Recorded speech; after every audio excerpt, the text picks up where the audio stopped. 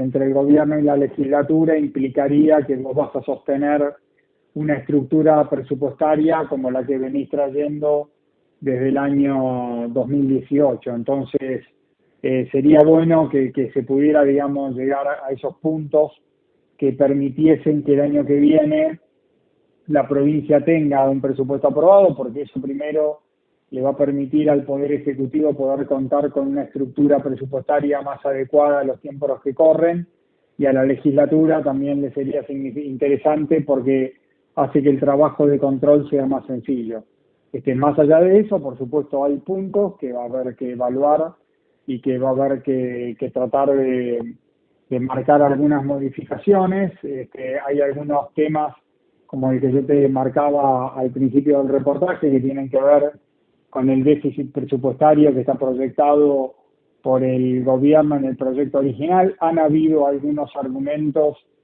que nos dan a entender de que ese déficit podría ser sensiblemente menor, entre otras cuestiones. Pues vos me lo consultaste en su momento, cuando nosotros empezamos a estudiar el presupuesto nacional. En el presupuesto nacional se prevé una cantidad de envío de fondos de coparticipación a la provincia más importante de lo que la provincia presuponía que el gobierno nacional le podía mandar. Esa diferencia en favor de Tierra del Fuego achica sensiblemente el déficit, y además, como lo ha dicho el ministro de Economía, hay hoy una intención del gobierno. Están trabajando con los acreedores del crédito en dólares que se tomó en el 2016 para tratar de reestructurarlo. El poder reestructurar ese crédito le quitaría presión de gastos a lo que tenemos previsto para el año que viene, y eso también podría permitir poder acomodar todavía un poco mejor la economía provincial para el 2021. Pero bueno, son las cosas que seguramente una vez que terminemos la rueda de conversaciones podremos empezar a profundizar desde la legislatura y en contacto con el Poder Ejecutivo, ¿no? Uh-huh. Legislador, hay temas puntuales, y que es, un tema central en la política pública por lo que estamos atravesando. En lo que refiere a la presentación del área de salud y también de obra pública, que van de la mano para, en tal caso, fortalecer la infraestructura, sea en el ámbito de edilicio y también en las otras áreas, ¿no? ¿Qué es lo que le ha quedado, lo que ha presentado la ministro de Obras Públicas, Gabriela Castillo, y también en la órbita de salud? Mira, con respecto a obra pública, específicamente en la partida que está vinculada al Ministerio de Obras Públicas, se proyecta un nivel de inversión en obras por encima de los 5.000 millones de pesos, pero después cuando vos vas a desglosar los presupuestos de otros ministerios, también tienen presupuestado obras de infraestructura, que cuando vos los sumás,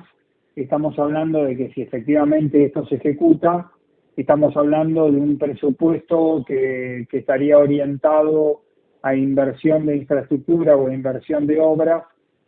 por encima de los 6.000 millones de pesos. Obviamente sería muy importante para la provincia de que esto se pudiera llevar adelante, no solamente por lo que significa la necesidad de infraestructura que tiene Tierra del Fuego, sino más por el trabajo que genera. Evidentemente, cada obra de estas características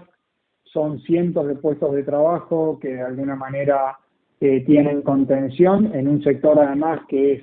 muy importante para todo el sector económico de la provincia, como es el sector de la UOCRA. Y bueno, en algún punto me parece que el tema más destacable de lo que presentó la ministra, que presentó un plan y hizo una presentación gráfica muy interesante, que quedó copia de eso en la legislatura, bueno, será un tema para seguir y para tener en cuenta a lo largo del 2021. Y después,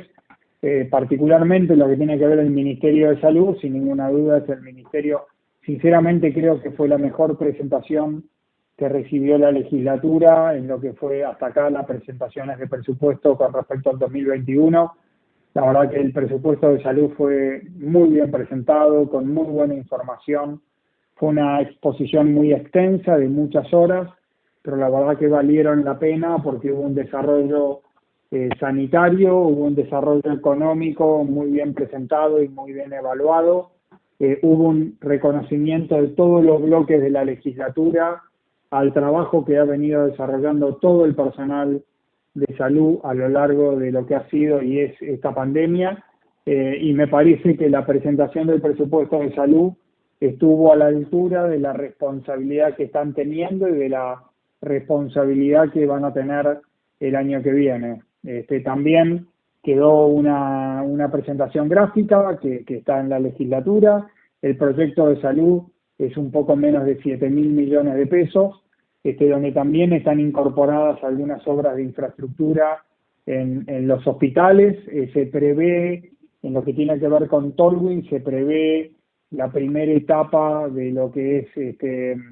el hospital de Tolwyn, que es un anhelo que tenemos todos los jueguinos hace muchos años. A mí me tocó hablar de esto cuando estuve en la campaña a la gobernación en el año 2015. Creo sinceramente que es fundamental que Tolwyn pueda tener una infraestructura sanitaria más importante, y quizá el impacto de la pandemia nos ha hecho también tener una mirada más sensible sobre lo que le pasa a los tolwynenses y la necesidad de poder contar con las herramientas sociales adecuadas a una comunidad que sigue creciendo año tras año y que, ya hoy es una comunidad muy importante, ¿no? Legislador, usted tocó un tema puntual, ¿no? En lo que refiere a, primero, fortalecer la infraestructura en obra pública y también para poder reflotar también unas áreas vinculadas al tema de la mano de obra en las 3 ciudades, ¿no? Sí. Y es vital el hecho de poder potenciar esto. Las entidades gremiales hemos tenido diferentes reuniones y notas, ¿no es cierto?, acá en el medio de comunicación, donde ellos planteaban también el hecho de que se contemple la mejora salarial. ¿Se ha tratado, qué es lo que tiene presupuestado en este ámbito el Poder Ejecutivo, por todo lo que se está exponiendo por parte de las diferentes entidades gremiales? Mira, lo que ha planteado el Poder Ejecutivo con respecto a este tema, que los aumentos salariales van a estar en sintonía con la evolución de la inflación a nivel nacional. Eso es específicamente lo que dijeron en términos sobre este tema en particular. Evidentemente, después tendrá que ver ya con las conversaciones que pueda tener el Ejecutivo con los distintos gremios que representan a toda la gente que trabaja en el gobierno de la provincia. Pero para contestar tu pregunta, lo que dijeron específicamente es que la evolución inflacionaria va a estar en sintonía con la evolución salarial que vayan a otorgar en los aumentos que se puedan ejecutar durante el 2021. Uh-huh. Legislador, lo llevo a otro de los temas porque usted presentó un proyecto, en referencia a la parte educativa, que no es un dato menor y creo que tienen que ser incluida como política de Estado. Cualquier Estado provincial o nacional tiene que tenerlo como prioridad la situación de salud, ¿no? Y en lo complejo de los cuales estamos viviendo, donde se va modificando y nos vamos adaptando también a lo virtual en la parte del dictado de clase, usted marcaba el hecho de que se tiene que marcar la educación como servicio esencial, ¿no? ¿En qué consiste el proyecto que usted está impulsando? Sí, es un proyecto que hemos presentado con Liliana Martínez Allende, mi compañera de bloque. Es un proyecto presentado por el radicalismo, que lo que está orientado primero es el reconocer que la pandemia ha golpeado muy fuerte, sin ninguna duda, a la cuestión sanitaria, que tiene un impacto económico que es monstruoso, pero que también hay un sector muy vulnerable y que es una de las principales víctimas de la pandemia, que tiene que ver con nuestros hijos, la posibilidad de que los chicos, al reconocimiento de que los chicos hace un año que no pueden ir al colegio, que hoy esta situación ha todavía ensanchado más la brecha que separa a muchos de estos chicos, porque la brecha informática, en función de la posibilidad de conectividad y de poder tener las herramientas adecuadas para poder acceder, a la preparación académica que necesitan los chicos según la etapa de la vida en la que estén, marca una vez más que hay injusticias muy profundas, y que a partir de ahí, en primera instancia, si bien es un tema que nosotros hablamos con la ministra de Educación cuando estuvo en la presentación del presupuesto, entendemos junto con Liliana que es necesario que toda esta estructura tenga la normativa adecuada y que tenga el sustento que te da una ley aprobada por la legislatura. Por eso el planteo es poder generar, entre otras cosas, becas para poder garantizar la conectividad y poder garantizar poder tener la tecnología a mano adecuada para poder acceder a la preparación, digamos, al contacto entre el docente y los alumnos, sabiendo además que la pandemia no solamente ha generado un impacto en la formación académica de nuestros chicos, sino que además ha generado un impacto enorme en el vínculo social que tienen nuestros hijos con su entorno habitual, digamos, los amigos, los docentes, las actividades extraescolares, que claramente hace desde el mes de marzo que están aislados o que están encerrados o que tienen vedada la posibilidad de poder tener una vida como la concebíamos antes de marzo de este año. Entonces el proyecto de ley plantea, entre otras cosas, también poder generar cierto sustento para el docente suplente, en el reconocimiento de que estamos viviendo un momento muy particular con respecto a ellos, y específicamente sobre lo que vos comentabas,